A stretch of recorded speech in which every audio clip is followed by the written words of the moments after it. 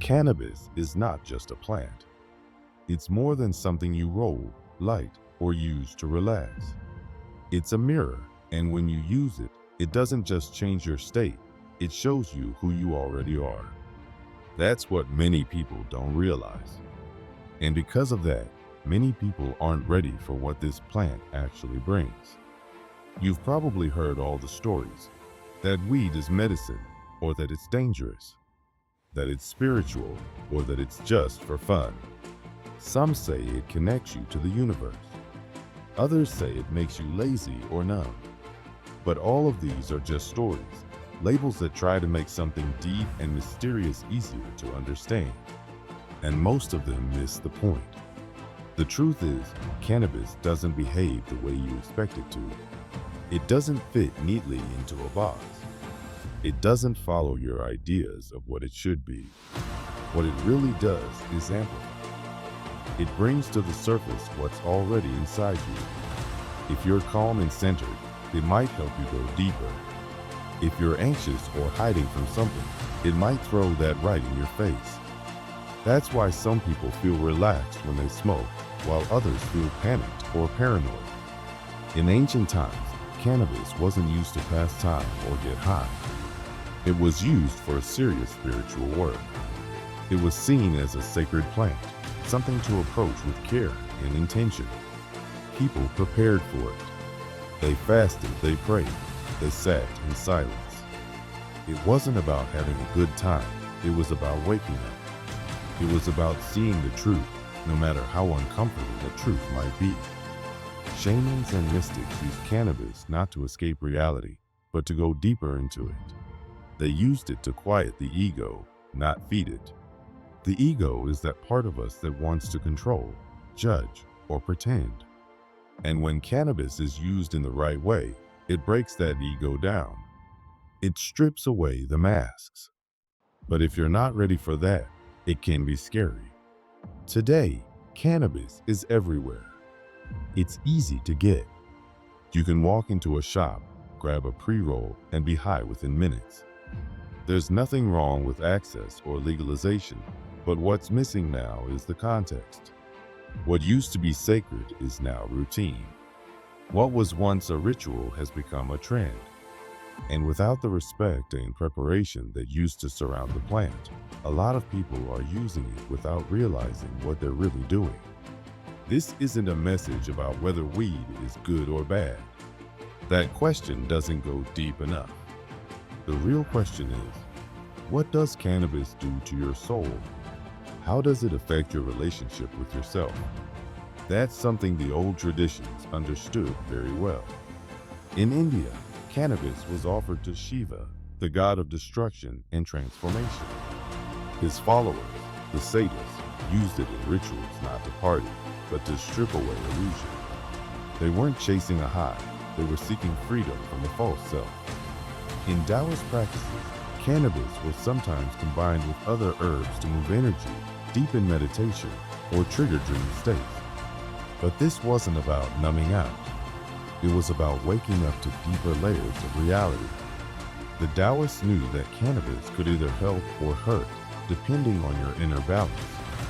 If your mind was clear, it could open doors. If your energy was scattered, it could throw you off. Even in Sufi mysticism, cannabis, or hashish, was sometimes used in ceremonies to help dissolve the self into divine presence. But even then, it was controversial.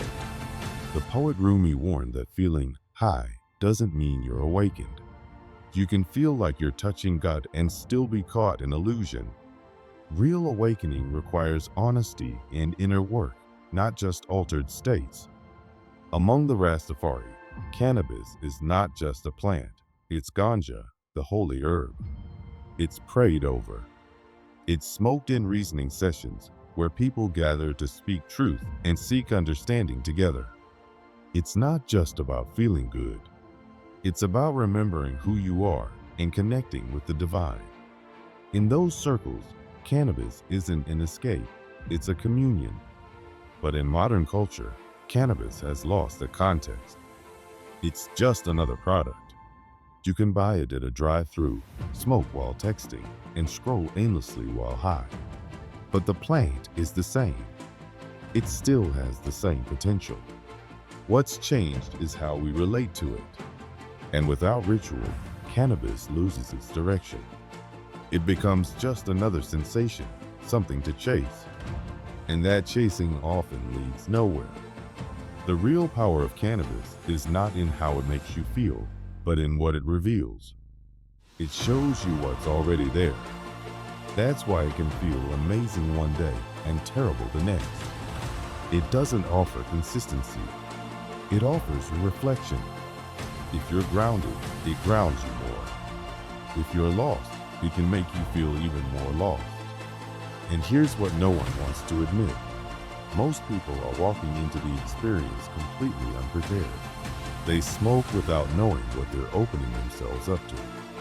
They walk into a temple with muddy feet, and when they see only shadow, they think something is wrong with the weed.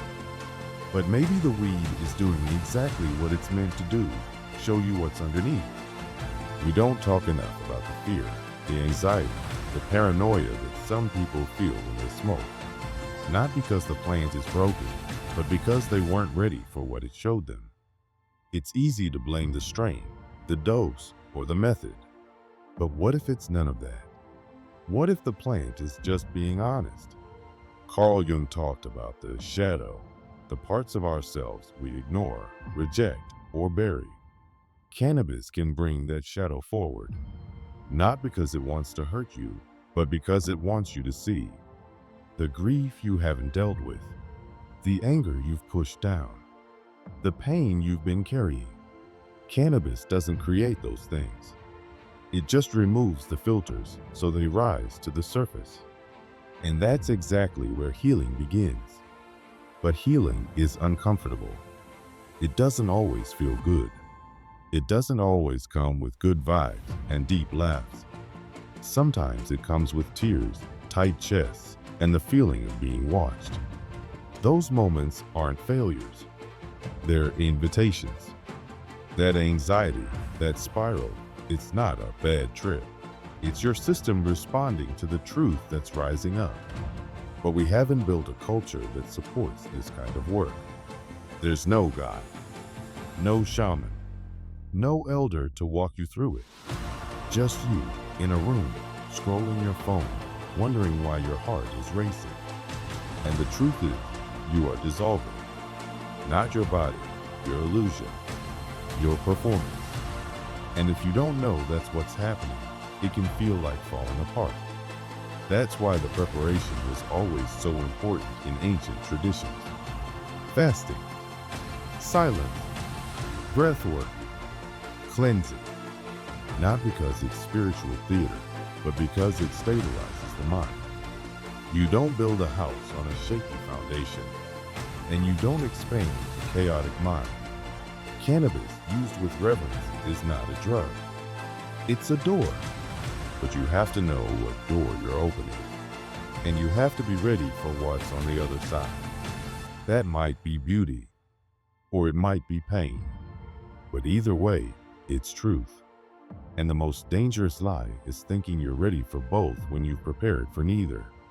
Cannabis is often seen as a spiritual tool. For many, it feels like it opens doors inside the mind. Thoughts get deeper. Music feels alive. Emotions flow more freely. Everything feels important, connected, and full of meaning. It can feel like waking up to a world you've been half asleep in. And yes, sometimes it really does help you see things differently. Sometimes it shows you truths that were hiding in plain sight. But here's the hard truth. Just because something feels deep doesn't mean it is.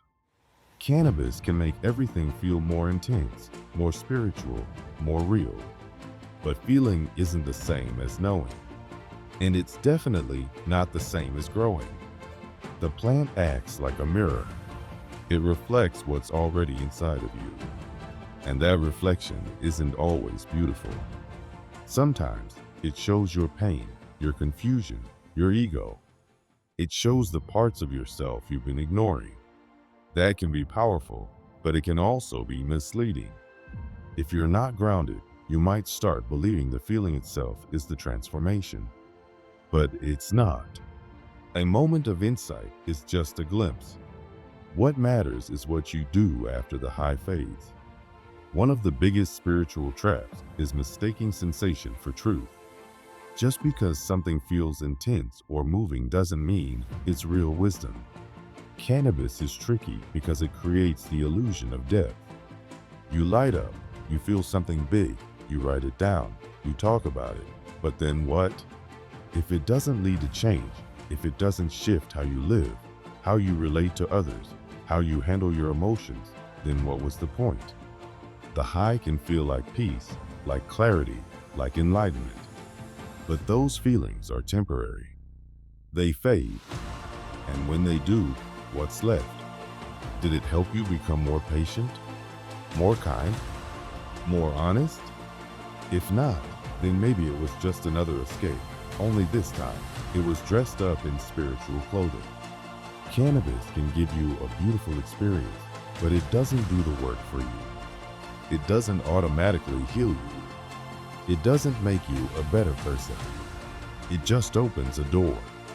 If you don't walk through that door with awareness, you might end up stuck in the doorway, thinking you've arrived when you've only just begun. Many people smoke and say they've had breakthroughs. They see their trauma more clearly. They feel at one with everything. They become more present. And those moments are real. They matter.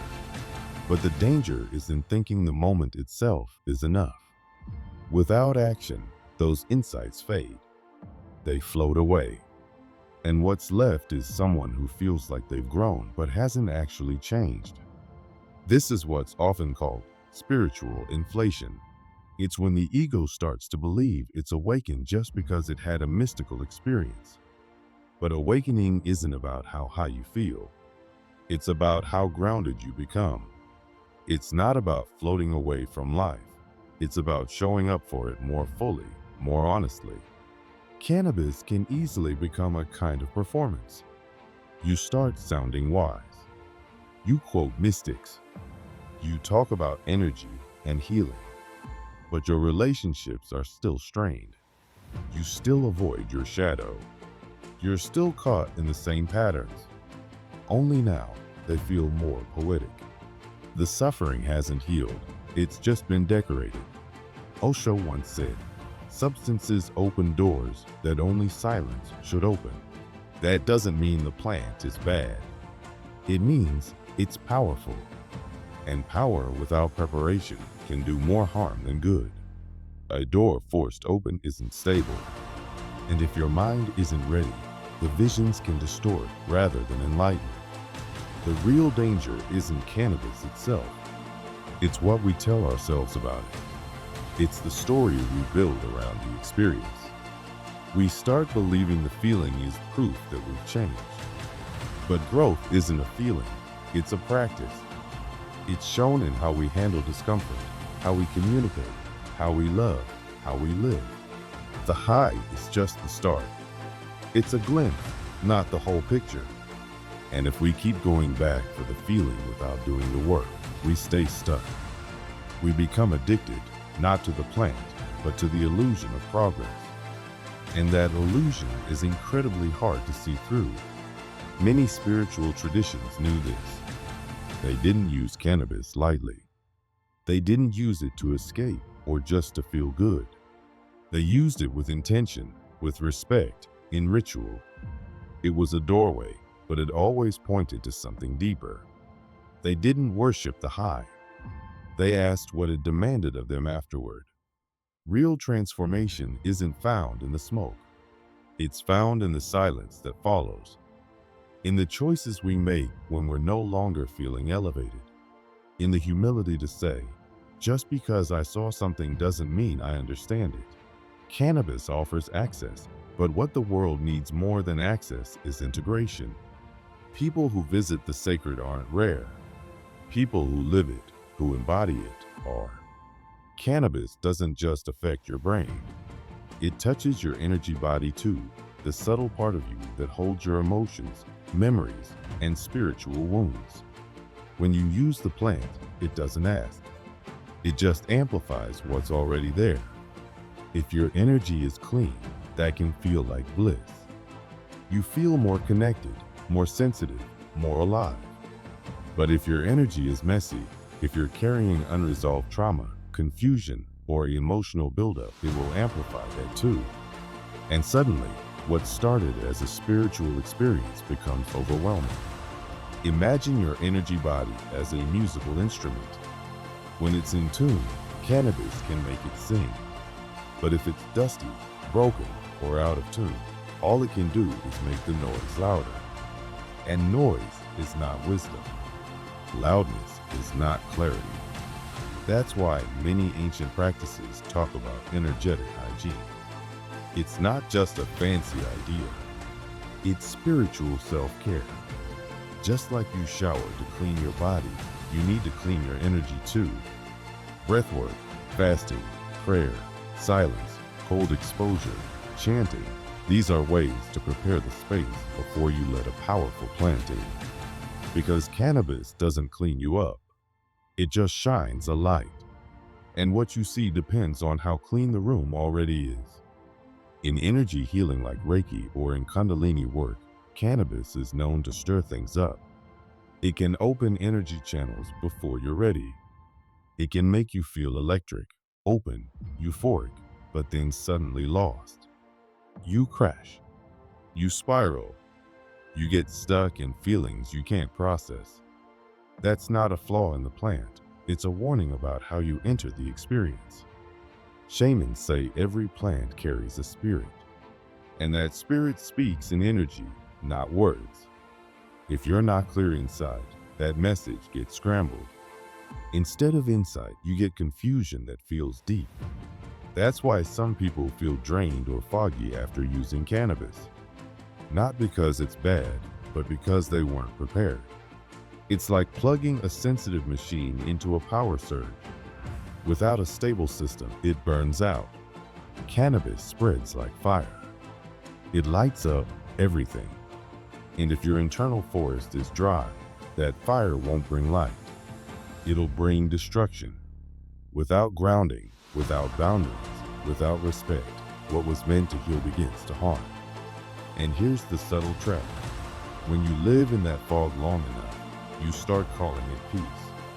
You confuse dullness for calm. You start to believe that numbing out is healing. But healing is not numbness. Healing is clarity. Healing is feeling fully, not turning down the volume on your emotions. Cannabis, if used carelessly, can mask imbalance. It can cover the symptoms without resolving the root. So the question isn't, how does it feel? The real question is my system ready for clarity? Have I cleared space in my mind and heart before I invite the plant in? Because cannabis won't do the cleaning for you. It only shows what's there. A long time ago, cannabis wasn't just a way to relax. It was sacred. It was used when the soul was ready. Now it's often used just because it's the weekend. That shift didn't happen overnight. It happened slowly. What was once holy became habitual. What was intentional became impulsive. In traditions like Rastafari, cannabis was used in sacred circles during times of reflection, prayer, and music. You didn't smoke alone in your room because you were stressed. You smoked together to connect with the divine. If your heart wasn't pure, the herb would reveal that. It wasn't an escape. It was a ceremony. In African and Brazilian spiritual paths, every plant had a purpose. To misuse a plant was to misuse its energy, and that could lead to spiritual imbalance. Ritual mattered. Intention mattered. Ceremony mattered. Today, the plant hasn't lost its power. We've just forgotten how to honor it. So next time you light up, ask yourself, not, what did I feel? But, what did I learn? What did I change? What did I bring back into my everyday life? Because at the end of the day, cannabis doesn't transform you. You do. There was a time when using the plant meant something. It wasn't just a habit or a trend. It was a sacred act, something done with deep care and respect. People didn't just light up to pass time. They prepared for it. They created space for it. It was part of a larger ritual, a doorway to something deeper, a way to connect with spirit, self, and source. Nothing sacred was taken without being earned. But that's not how things are now. Today's world moves fast. Too fast. Everything has to be easy, convenient, and quick. We've built a culture around instant results and instant gratification. And in that rush, we've lost the rituals that used to slow us down and ground us. Rituals require time, attention, and humility. They're inconvenient. And in a society obsessed with productivity and pleasure, anything inconvenient gets pushed aside. Even the sacred. Cannabis, once honored and held in ceremony, got pulled into this system of quick consumption. It was stripped from its roots, taken out of context, and sold back to us as a lifestyle product. It was cleaned up, rebranded, and packaged for the shelves. Now it's marketed like a wellness drink, wrapped in soft colors, promoted by influencers, and sold with slogans that promise peace, joy, and good vibes. But what we're being sold isn't the same thing. It looks the same on the surface, but the spirit is missing. There's no mention of the shadow work, no guidance on inner reflection, no preparation, just hashtags, pastel colors, and surface-level mindfulness. What was once a sacred portal has become a casual product. Now, people light up while watching TV, scrolling through social media, or numbing out after a long day. They smoke not to awaken, but to escape. They're not entering ceremony, they're drowning in stimulation. There's no circle, no intention, no silence, just more noise stacked on top of noise. And in that chaos, the plant starts to lose its clarity. It becomes fog instead of fire. It blurs instead of reveals. It numbs instead of heals. Even in festivals and events that claim to be spiritual, the plant often plays a background role. People might burn incense, play music, wear symbols, but the depth isn't always there. The ritual becomes a costume. The ceremony becomes a performance. It looks sacred, but it's not rooted. But cannabis doesn't care about how it looks. It doesn't care about your brand, your outfit, or your social media aesthetic. Cannabis is old, wild. Ugh. It cares about your energy. It listens to your intention. And if you don't create a container for it, a ritual, a space, a purpose, its energy spills. It moves wherever your focus is. If you're anxious, it amplifies that. If you're distracted, it adds more chaos. It doesn't automatically guide you. It just magnifies what's already there. That's why some people feel deep insights and others just feel lost. It's not the plant that changed, it's the person meeting it. The experience depends on the vessel. When you take away the structure, the sacredness falls apart. What's left is entertainment disguised as healing, a hollow echo of something that once had power. Cannabis can still be a powerful teacher, but only if you meet it with respect. Only if you prepare. If your body is tense, your mind racing, and your heart closed, smoking won't fix it. The plant can't clean the mess for you. You have to clean yourself first. Sit with your feelings. Ask questions. Breathe. Oof. Reflect. Only when you're grounded and clear can the plant act as a tool for insight. Before you smoke, ask yourself, what am I looking for? Do I want truth or comfort? Am I using this to align or to avoid? That one question changes everything, because there's a big difference between using cannabis to expand your consciousness and using it to silence the part of you asking for attention. Many people use cannabis as a way to feel better, and that's okay. Sometimes we all need comfort, but if it becomes a habit, a crutch, or an escape, we lose the very thing it could offer. The plant won't make you wise. It won't make you peaceful. It simply shows you what's already inside. If peace isn't there, it won't create it. If chaos is hiding, it will bring it to the surface. Used with intention, cannabis can help dissolve ego, soften the mind, and reveal patterns we didn't see before. But the key isn't the plant, it's the person. Who you are when you meet it. How you hold the experience. What you do with what it shows you. Because without structure, things get slippery. Insights don't stick. Emotions rise, but aren't processed. You get cracked open, but never closed back up. And when that happens over and over, the experience becomes more confusing than clarifying. So how do we use the plant without being used by it? Start by not making it your first move. If you're anxious, don't smoke. Sit with it. Move your body. Right. Talk. Feel. Let your nervous system settle. The plant is a mirror, not a medicine cabinet. It doesn't erase the discomfort. It shows you why it's there. If you use it from a place of clarity, it can sharpen your insight. If you use it from a place of avoidance, it just adds another layer of escape. That's the difference between sacred use and casual use. One is a conscious choice. The other is unconscious habit. The truth is, cannabis has never worked alone. In the oldest traditions, it was just one part of a larger spiritual practice. It was supported by fasting, breathwork, chanting, prayer, silence, cleansing rituals.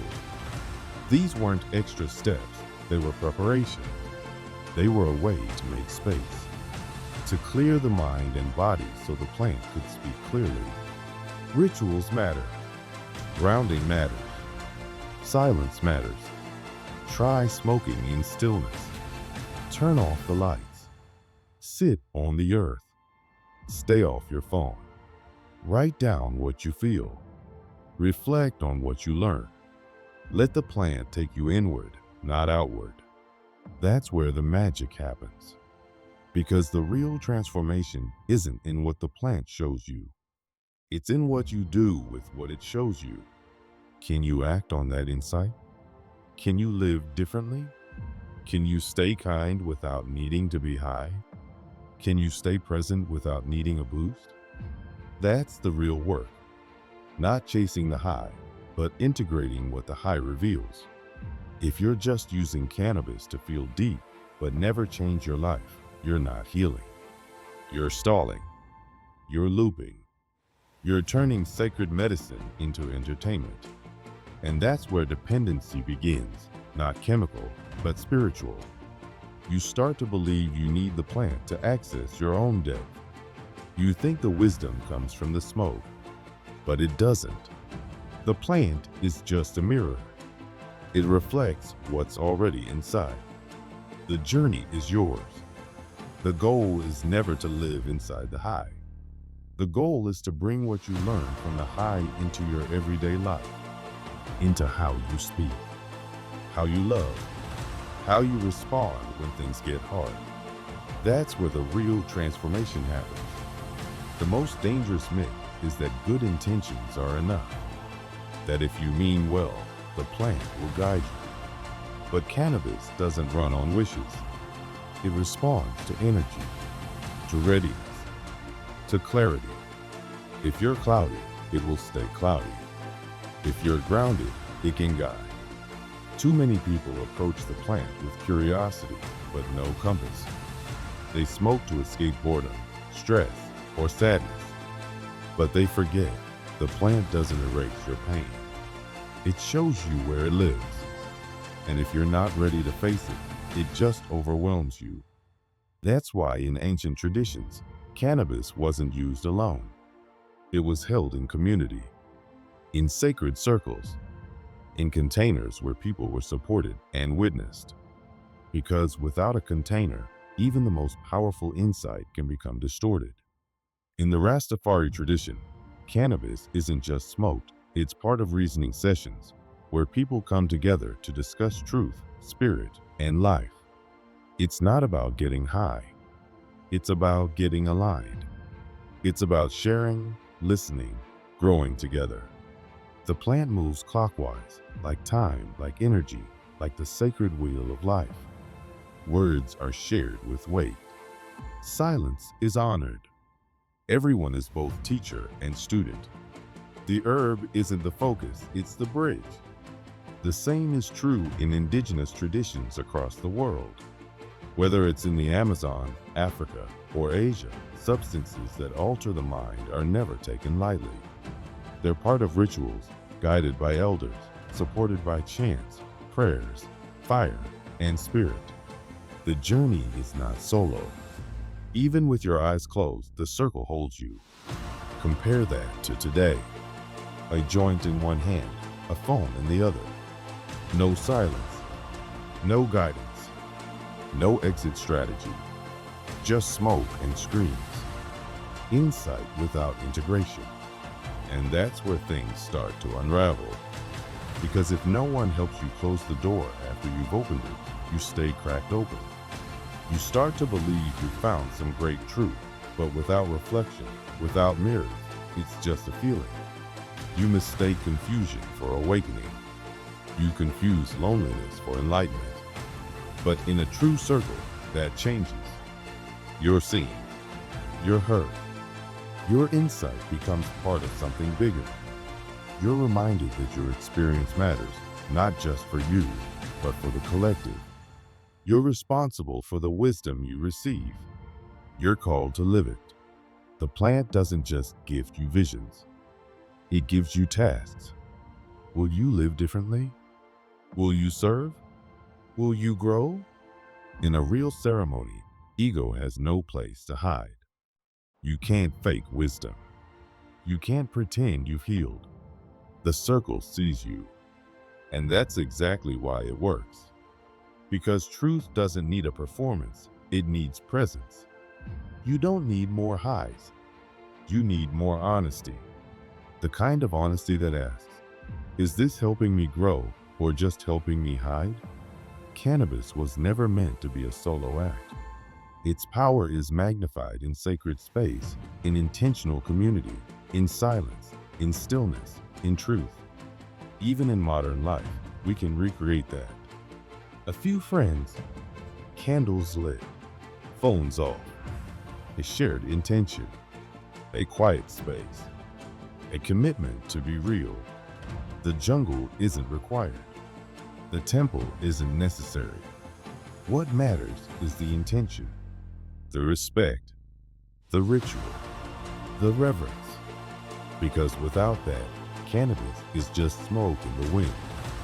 Beautiful, fleeting, directionless. But with it, it becomes what it always was meant to be. A bridge, a mirror, a sacred alive. There was a time when people treated cannabis as something sacred. It wasn't just a plant you used casually. It wasn't something you lit up while scrolling your phone or watching another episode of a show you've already have forgotten.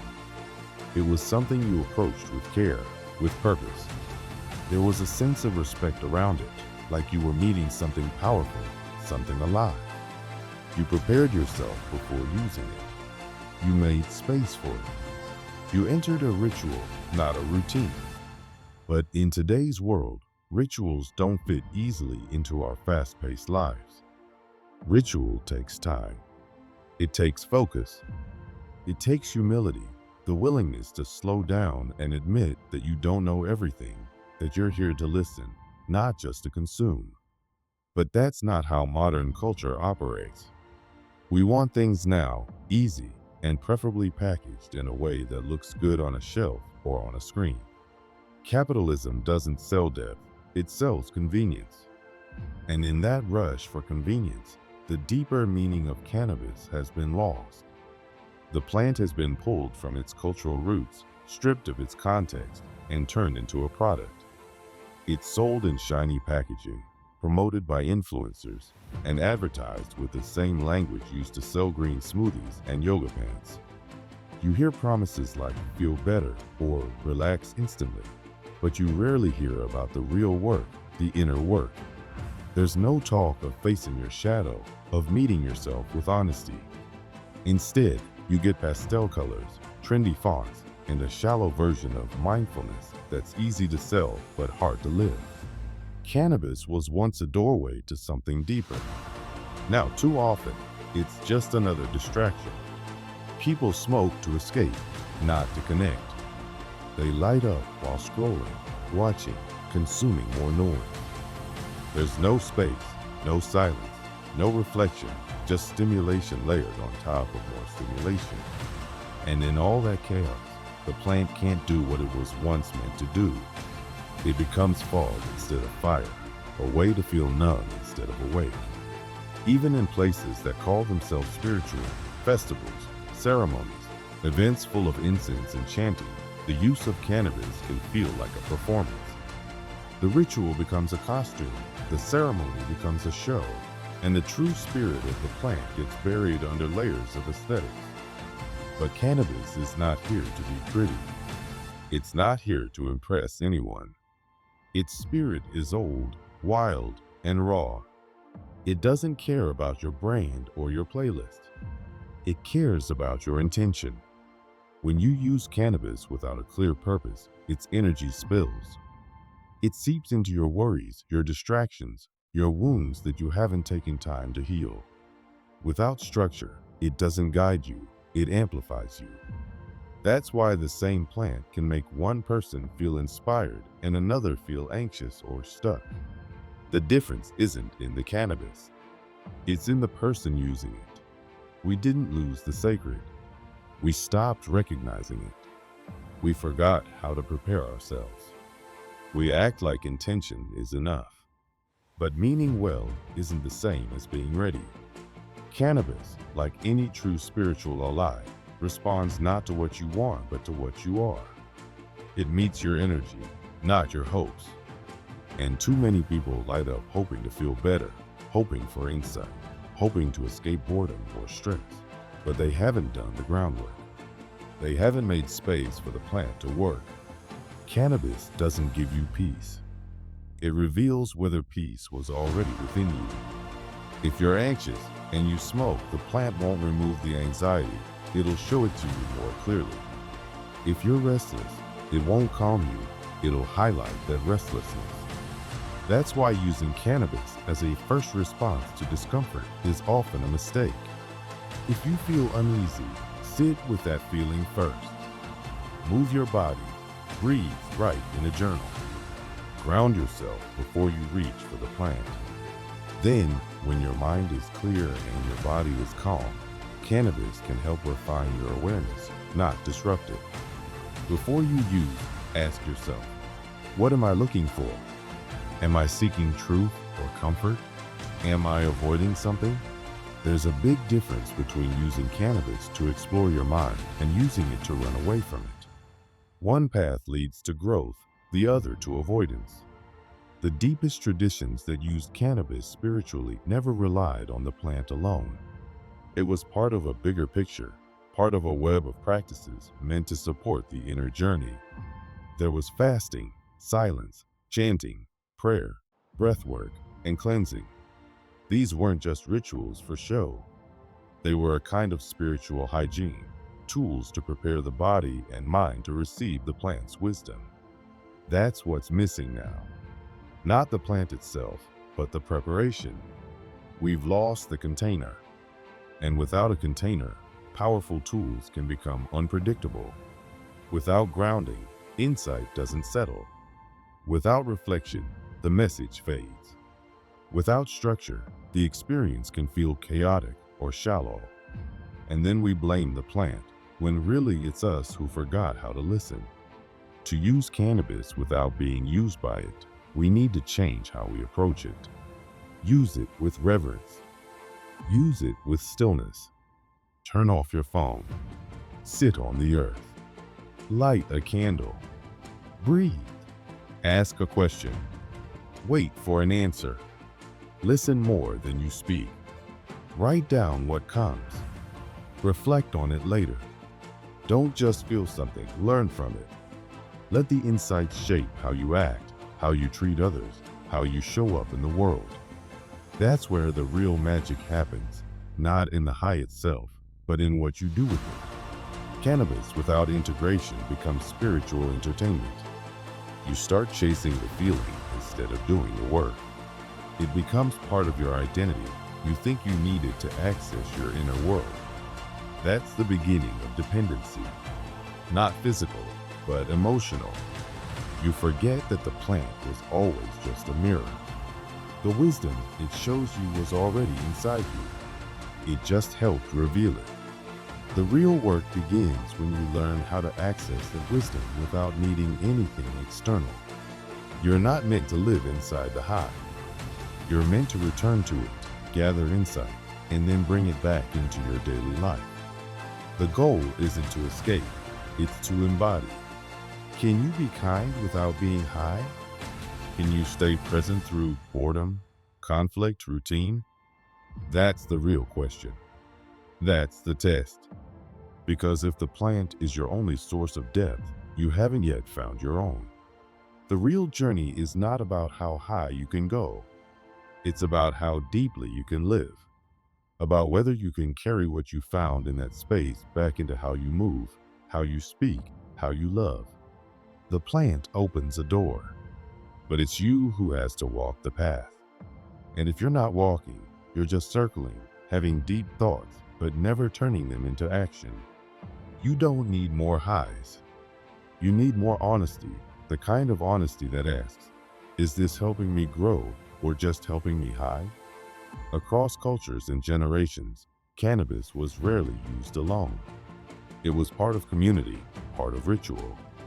In Rastafari circles, it's smoked with scripture, song, and deep discussion.